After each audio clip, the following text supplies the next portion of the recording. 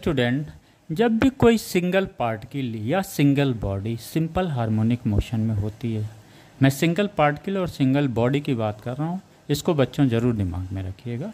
और इसका अगर कोई इक्वेशंस मिलता है, क्योंकि जैसा कि हम लोगों ने पढ़ा हुआ कि सिंपल हार्मोनिक मोशन में अगर कोई बॉडी या पार्टिकल है तो वो चार कंडीशंस को क्या करती है, फॉलो करती है। उसमें से जो एक कंडीशन चार में से आता है वो आता है कि जो इसके फंक्शन होंगे वो क्या होंगे, हार्मोनिक फंक्शन होंगे। हार्मोनिक फंक्शंस का मतलब ये हुआ वो ट्रिग्नोमेट्री फंक्शन है, और ट्रिग्नोमेट्री का जो सबसे सिंपल है वो साइन और कॉस है। यानी हार्मोनिक फंक्शंस को हम बोल सकते हैं फंक्शन ऑफ साइन और कोसाइन। अब देखिए यहाँ पे जब हम लगा रहे हैं साइन या कोसाइन, तो यानी इस इक्वेशंस को हम साइन के फॉर्म में रहे या कोसाइन के फॉर्म में होगा, तभी जाके दोनों के फॉर्म में नहीं होगा, एक के फॉर्म में होगा। ये चीज़ दिमाग में रखना है आपको, राइट। इससे क्या होगा, फिर हम सिंपल हार्मोनिक इक्वेशंस को समझ पाएंगे, राइट। जैसे फॉर एग्जांपल यहाँ पे अगर हम देखते हैं कोई सिंगल पार्टिकल है जिसका डिस्प्लेसमेंट इक्वेशंस किस में दिया हुआ, A sine omega T plus B cos omega T है। ये माइनस भी हो सकता था, राइट।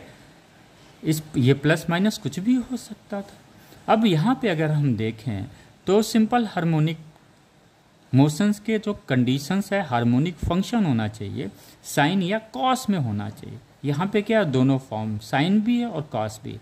यानी सबसे पहले हम उसे साइन या कॉस में चेंज करेंगे। साइन या कॉस में चेंज करने के लिए हमारे दिमाग में जो है ट्रिग्नोमेट्रिकल फार्मूला, इंपॉर्टेंट जो फार्मूला है यहाँ पे देख रहे हैं, तो हमें लग रहा है साइन ए प्लस बी से हम निकाल सकते हैं उसे, क्योंकि यहाँ पे ए भी डिफरेंट है, बी भी डिफरेंट है। बच्चे गलती करते हैं और ए और बी को एम्पलीट्यूड समझते हैं, नहीं, ऐसा कुछ नहीं है, राइट। तो हम क्या करेंगे, ए और बी डिफरेंट है, तो ए को मान लेंगे कि वो कैपिटल ए, इसका एम्पलीट्यूड क्या होगा, एक ही होगा। उसका एम्पलीट्यूड क्या होगा, चूंकि सिंगल पार्टिकल है तो इसका एम्पलीट्यूड तो एक ही होगा, सपोज कैपिटल है। उसकी फ्रिक्वेंसी भी सेम होगी चूंकि सिंगल पार्टिकल एसएचएम में है। तो हम मान लेते हैं ये ए क्या है, कैपिटल ए कास फाई है, और ये बी क्या है, कैपिटल ए साइन फाई है। अगर हम इसको स्क्वायर करके ऐड करते हैं तो हमें ये मिलता है, हमें पता है साइन स्क्वायर फाई प्लस का स्क्वायर फाई इक्वल टू 1 होता है, तो हमें इससे इसका एम्पलीट्यूड मिल जाता है, right.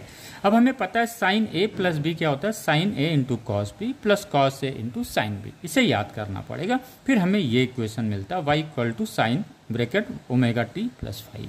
This is the correct. तो ये कॉन्सेप्ट आप